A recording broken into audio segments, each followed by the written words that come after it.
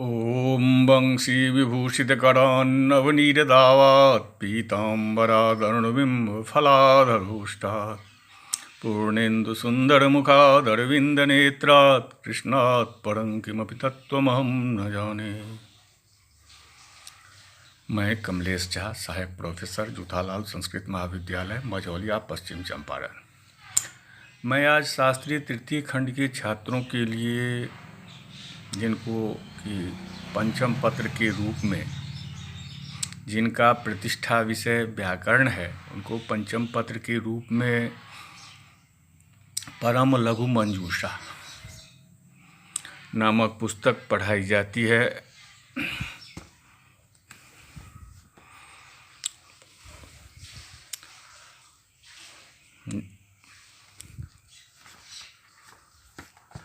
उनका मैं स्फोट निरूपण का प्रसंग पढ़ाने जा रहा हूँ।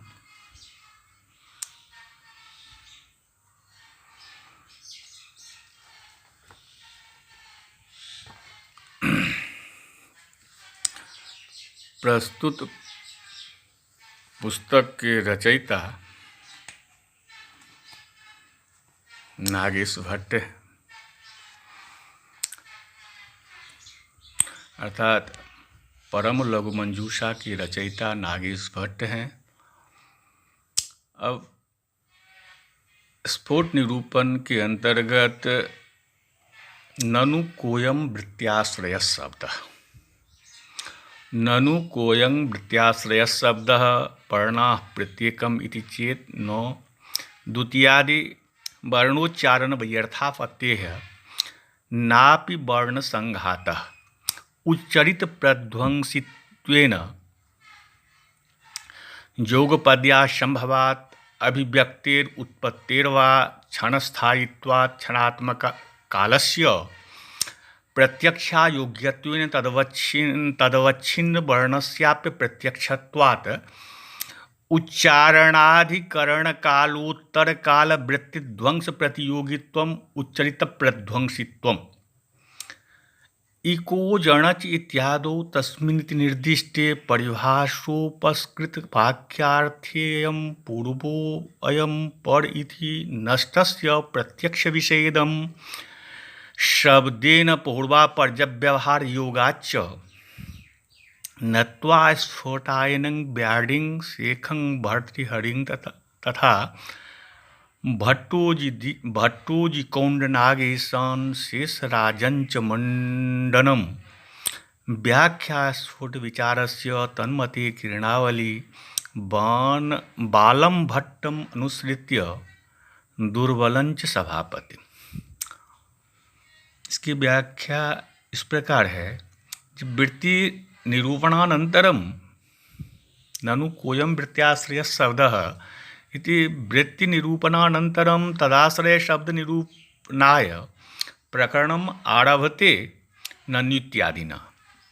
ननु इति प्रश्ने कः कथमः अयम् एषः सर्वत्र चर्चितः वृत्त्याश्रयः वृत्तीनां शक्त्यादीनां व्यापाराणाम् आश्रय आधारभूतः शब्दः तत्र प्रथमं वर्णस्फोटवादीनां मीमांसकानां मतमनुद्य दूषयितुम् उपक्रमते वर्णात्यादिना। वर्णाः शब्दगताक्षराणि प्रत्येकम् एकैकं वृत्तेराश्रयः इति इत्थम् उच्यते चेत् न तद्धि न युक्तं। वर्णनित्यत्ववादिनो मीमांसका हि वर्णानां प्रत्येकम् अर्थस्य वाचकत्वेन गृह्णन्ति। तन्मते गौडित्यत्र गकारौकारविसर्जनीयाः शब्दाः, गौडित्यत्र गकार औकार विसर्जनीयाः शब्दाः तत्र वर्णानां प्रत्येकं वाचकत्वं नोपयुक्तम् इति कथने हेतुमाह द्वितीयेत्यादिना। द्वितीयादि वर्णोच्चारण वैयर्थ्यापत्तेः तृतीयः आद्यात् पर आदिपदात् तृतीयादिरपि ग्रहणं द्वितीय आदिर्जेखान्ति ते तादृशा ये वर्णाः शब्दगताक्षराणि यथा गौरित्यत्र औकारविसर्जनीयो तेषाम् उच्चारणस्य ग्रहणस्य वैयर्थ्यं निरर्थकतया तस्य आपत्तेः प्राप्तेः यदि हि वर्णानां प्रत्येकं वाचकत्वं तदा गौरित्यत्र गकारोच्चारणे नैवार्थबोधादौकार विसर्जनीयाद्युच्चारणं व्यर्थमेव स्यादिति न प्रत्येकं वर्णानां वाचकत्वमिति। यदि प्रत्येकं वर्णानां वाचकत्वं न संभवति तदा वर्णसमुदायस्य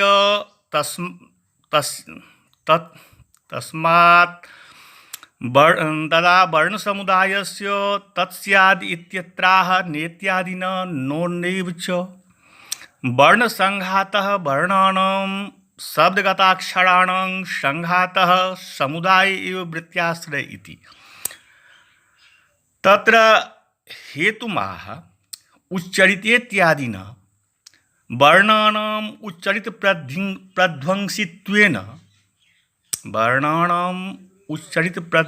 प्रध्वंसित्वेन उच्चरितस्य वैखरीविश्वत्वमाप्तस्य वर्णस्य प्रध्वंसित्वं न शीलत्वं तेन योगपद्यासंभवात् योगपद्यं युगपत् उपस्थितस्तस्य असंभवात् योगपद्यं हि तदेव संभवति यदि वर्णानां युगपदे एवोपस्थितिः स्यात् तद्विपरीतं वर्णास्तु उच्चारणसमनन्तरमेव नाशवन्तः न च युगपदेव एकाधिक वर्णानाम् उच्चारणं संभवति एकैक वर्णवर्तिनो वाङ् नो दो वर्णो युगपद उच्चारयति। यथा गौरित्यत्र यावद् वाग् गकारे वर्तते न तावद् औकार विसर्जनीययोः यावत् सा औकारे न तावत् गकार विसर्जनीययोः न च यावत् विसर्जनीये तावत् गौकार औकारयोरिति न हि तेषां योगपद्यं संभवति प्रणष्टोपस्थिति अनागतानां तद्संभवात् तेन न वर्णसंघातोऽपि वृत्त्याश्रय इति योगपद्यासंभवे हेतुमाह अभिव्यक्त्येत्यादिना अभिव्यक्तेः मीमांसकमते वर्णा नित्यास्ते च ध्वनिनाम् अभिव्यज्यन्ते न तुत्पाद्यन्ते तेषां सततोपस्थितिरिति तन्मते वर्णाभिव्यक्तेः उत्पत्तेः नैयायिका हि वर्णानाम् अनित्यत्वं मन्यमाना वर्णा उत्पाद्यन्ते इति कथयन्ति। तन्मते वर्णानाम् उत्पत्तेः वा इति विकल्पे क्षणस्थायित्वात् क्षणम् उच्चारणकालव्यापिकालमात्रं स्थायित्वात् स्थिरत्वात् वर्णानां मीमांसकमते नाभिव्यक्तिरेवास्तु वा नैयायिकमतेन उत्पत्तिर्वा उभयत्र वर्णानां क्षणमात्रस्थायित्वादिति। क्षणः कालस्य परम अपकर्षावधिर्यथा पृथिव्याः परमाणुः तदात्मकस्य तावन्मात्रावध्यवच्छिन्नस्य कालस्य समयस्य प्रत्यक्षायोग्यत्वेन प्रत्यक्षं साक्षाद्दर्शनमनुभवो वा तस्य अयोग्यत्वेन नानर्हत्वेन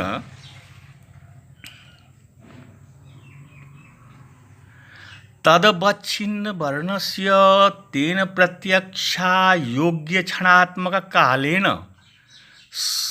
अवच्छिन्नो निरूपितो जो वर्णस्तस्य अपि च अप्रत्यक्षत्वात् प्रत्यक्षानर्हत्वात् अविभक्तो वोत्पन्नोऽपि वर्णः क्षणमात्रस्थायी यथा हि क्षणः कालस्य परमापकर्षावधिस्तेन प्रत्यक्षायोग्यस्तथैव तदवच्छिन्नो वर्णोऽपि प्रत्यक्षायोग्येति प्रत्यक्षायोग्यानां वर्णानां समुदाय एव न सम्भवतीति तस्य वृत्त्याश्रयत्वमपि न सम्भवतीति उच्चरित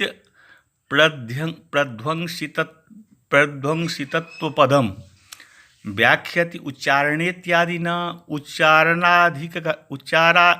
उच्चारणाधिकरण कालांतर काल वृत्तिध्वंस प्रतियोगित्वम् उच्चारणस्य वर्णोच्चारणस्य यः अधिकरणकालः आधारकालः यस्मिन् काले वर्ण उच्चार्यते स तस्याधिकरणकालीति तस्माद् उत्तरकालो अव्यवहितान्तरवर्तिकालस्तस्मिन् वृत्तिध्वंसः स्थितिनाशस्तस्य प्रतियोगित्वम् अनुरूपत्वं प्रतिरूपत्वं वा उच्चरित प्रध्वंसित्वम् इति वर्णा हि उच्चारण कालाव्यवहितोत्तर वर्तिकाल विनाशिनः तेषाम् अयं स्वभाव एव उच्चरित प्रध्वंसी पदेन संसूच्यते। उच्चरित प्रध्वंसितत्वम् इति न उच्चारण काले एव विनाशित्वं यथा क्षणिकवादिनो वदन्ति अपि तु क्रियायाः क्रमिकत्व नियमेनोच्चारण प्रध्वंसी योग्य पद्यमयुक्तमेव। इको यणचि इकः इति इकः स्थाने षष्ठी स्थाने योगा इति निर्देशात् इग्रहणे सवर्णस्यापि ग्रहणम् अनुदेशित्वात् यण स्यात् अचि इति अचि परे इत्यादि। तस्मिन्निति निर्दिष्टे पूर्वस्य तस्मिन्निति सप्तमी निर्देशेन यथा इको यणचि इत्यत्र अचि इति क्रियमाणं कार्यं यथा तत्र यणादेशः ततो अव्यवहित पूर्वस्य स्थाने भवति इति इत्थं परिभाषोपस्कृतवाक्यार्थे परिभाषया नियमकारी वाक्येन उपस्कृतः स्पष्टीकृतो जो वाक्यार्थः अचि परे ततो अव्यवहित पूर्वस्य इकस्थाने जण भवतीति तस्मिन् अयं पूर्वः अयं परः कश्च पूर्वः कश्च परः इति इत्थं नष्टस्य ध्वंसितस्य प्रत्यक्ष विषयेद अंशशब्देन प्रत्यक्षो विषयो यस्य सः प्रत्यक्ष विषयः प्रत्यक्षबोधको य इदं शब्दः अयम् इत्यस्य प्रकृतिस्तेन पूर्वापर्यव्यवहारयोगात् पूर्वः प्राग्वर्ती अपरः पश्चाद्वर्ती च तौ तयोर्भावः पूर्वापर्यं प्राक् पश्चाद्वर्तित्वं तस्य व्यवहार उपयोगस्तस्य अयोगात् अप्राप्तेः प्रक्रियोच्छेदापत्तिरिति युगपत् स्थितयोरेवायं ज्येष्ठोऽयं मध्यमिति व्यवहारस्य संभवः न च पूर्ववर्णस्थितिकाले द्वितीयवर्णोत्पत्तिः पूर्ववर्णनाशोत्तरं यत्नान्तरमेव वर्णात् परोत्पत्तेः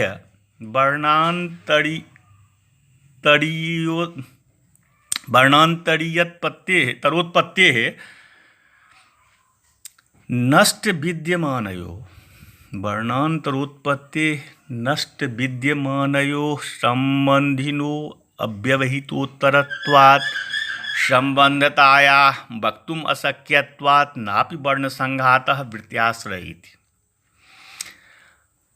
अयम् आशयः मीमांसका हि वर्णानां नित्यत्वं मन्यन्ते तेषाम् एवार्थस्य वाचकत्वं च तेन तन्मते वर्णानामेव वृत्तेराश्रयत्वम् आपद्यते।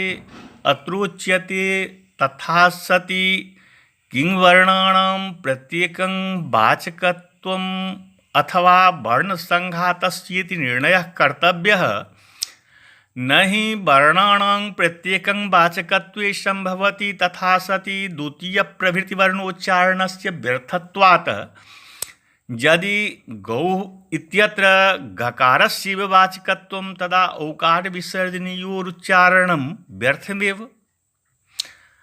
वर्णसंघातस्यापि न वाचकत्वं संभवति उच्चारणकालव्यवहितोत्तरकाले एव प्रध्वंसिनां क्षणमात्रस्थायिनां वर्णानां संघाते एव कुतः। संघातस्तु समकालोपस्थितानामेव भवति। न च पूर्ववर्णस्थितिकाले द्वितीयवर्णोत्पत्तिः पूर्ववर्णनाशोत्तरं यत्नान्तरेणैव द्वितीयवर्णोत्पत्तिः। न च नष्टविद्यमानयोः पूर्वापर्जनीयः नियमः संभवति। तथा सति इको यणचि इति सूत्रे तस्मिन्निति निर्दिष्टे पूर्वस्येति परिभाषया अचिपरे तद्व्यवहितपूर्वस्य इको यण स्यादिति वाक्यार्थोऽपि असङ्गतः स्यात्। पूर्वापर्जनियमेन तेन प्रक्रियायाः एव उच्छेद आपद्येत। वाक्यार्थोऽपि असङ्गतः स्यात् पूर्वापर्जनियमेन येन प्रक्रियायाः एव उच्छेद आपद्येत। न च वर्णाः क्षणमात्रं तु स्थायिनेव।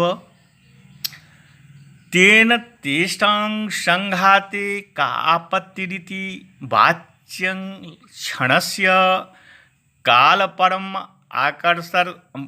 कालपरमाकर्षावधित्वेनाग्राह्यत्वाद्यथा पृथिव्यादेः परमाणुरिति। तेन न प्रत्येकं वर्णः न च वर्णसंघातेव वृत्त्याश्रय इति सिद्धम्। अब इसको हिंदी में इस प्रकार समझ लीजिए कि वृत्तियों का आश्रयभूत यह शब्द क्या है। वृत्तियों का आश्रयभूत यह शब्द क्या है। यदि प्रत्येक वर्ण को वृत्ति का आश्रय माना जाए तो वह ठीक नहीं। तब तो दूसरी आदि वर्णों का उच्चारण ही बेकार हो जाएगा। न तो वर्ण समुदाय ही वृत्ति का आश्रय बन सकता है। उच्चरित वर्णों के नष्ट होने वाले स्वभाव के कारण उनका समुदाय बनना संभव नहीं होता। वर्णों की चाहे अभिव्यक्त हो अथवा उत्पत्ति, दोनों ही क्षण मात्र ही स्थायी होते हैं। क्षणात्मक काल की प्रत्यक्ष होने की योग्यता न होने से उसके द्वारा अवच्छिन्न वर्ण भी अप्रत्यक्ष ही होते हैं। उच्चरित वर्णों के नष्ट होने वाला स्वभाव का आशय यह है कि उच्चारण के आधारभूत काल के उत्तर काल में उस वर्ण का नष्ट हो जाना। ऐसे वर्णों के समुदाय को वृत्ति का आश्रय मानने पर पाणिनि इको यणच सूत्र के तस्मिन् नीति निर्दिष्टे पूर्वस्य इस परिभाषा सूत्र के द्वारा परिष्कृत वाक्यार्थ अच के परे रहने से उससे अव्यवहित रूप में पूर्ववर्ती इक के स्थान में जण हो में यह पूर्व का और यह परे का ऐसा प्रणष्ट का प्रत्यक्ष विषय वाले यह शब्द से पूर्वापर्ज का व्यवहार सिद्ध नहीं होता।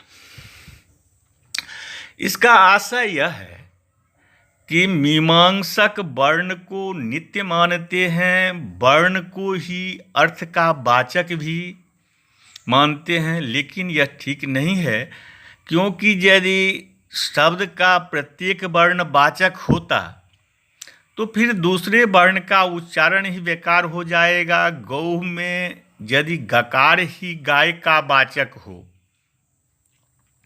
तो फिर औकार विसर्ग आदि की क्या आवश्यकता है। लेकिन ऐसा नहीं होता। न तो वर्णों का समुदाय ही वृत्ति का आश्रय बन सकता है, क्योंकि उच्चारण काल के अव्यवहित बाद में आने वाले काल में ही नष्ट होने वाले एवं एक क्षण मात्र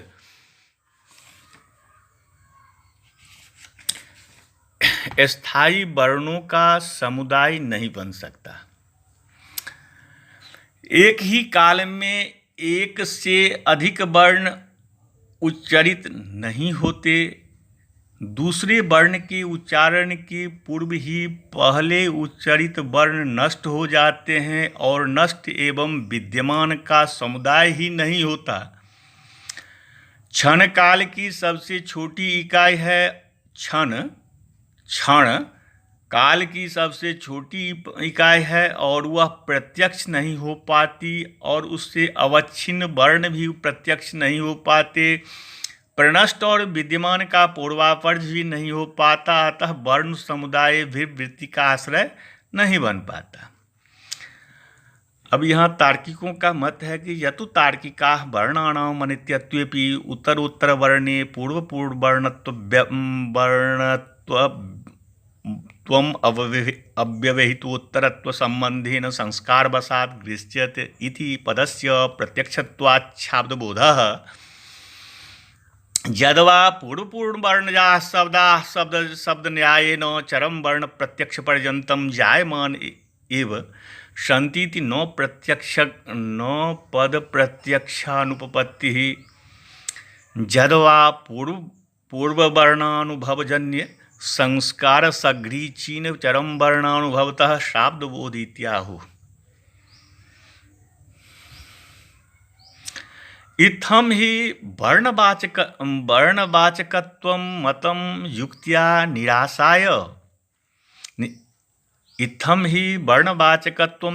निरासस्य सम्प्रति एतद्विषये नैयायिकं मतं अनुवदति खण्डनाय यदित्यादिना।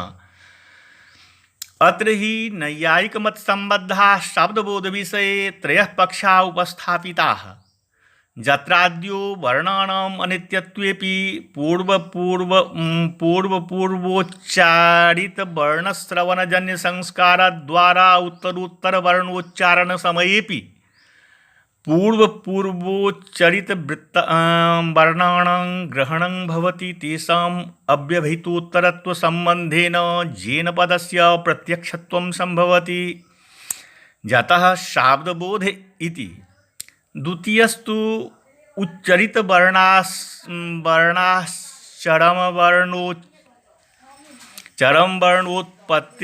चरम वर्णोत्पत्ति पर्यन्तं परंपरया सजातीय वर्णानुत्पादयन्तस्तिष्ठन्ति जुगपदेव सर्ववर्णोपलब्धिर्न पद प्रत्यक्षानुपपत्तिः। यथा हि भेर्जादिजशब्दाः स्वजातीयशब्दानुत्पादयन्ति तथैवात्रापि वर्णाः स्वसजातीयवर्णानुत्पादयन्ति इति। तृतीयस्तु श्रवणोत्पन्न संस्कार सहचरान्तिम वर्ण श्रवणात् पद प्रत्यक्षत्वेन शाब्दबोध इति। यथोक्तम् तत्तद वर्ण संस्कार सहित चरम वर्णोपलम्भेन तद व्यंजके नैवोपत्तिरिति। अब यहाँ जो कि नैयायिक कहते हैं कि वर्णों के अनित्य होने पर भी उत्तर उत्तर वर्ण का पूर्व पूर्व वर्णों से युक्त होना जो है वह अव्यवहित उत्तरकालिकता के संबंध से संस्कार के द्वारा ग्रहित होता है और उसके पद के प्रत्यक्ष होने से शाब्द बोध होता है अथवा पूर्व पूर्व वर्णों से उत्पन्न शब्द शब्दज शब्द न्याय अर्थात शब्द से सजातीय शब्द उत्पन्न होने का न्याय से अंतिम वर्ण प्रत्यक्ष होने तक जायमान ही रहते हैं, जिससे पद की प्रत्यक्षता में कोई बाधा नहीं होती अथवा पूर्व पूर्व वर्णों के अनुभव से उत्पन्न संस्कार के सहचर चरम वर्ण के अनुभव से शाब्दबोध होता है, ऐसा नैयायिक लोग कहते हैं। इस प्रकार से आज के पाठ को यहीं विराम दिया जाता है।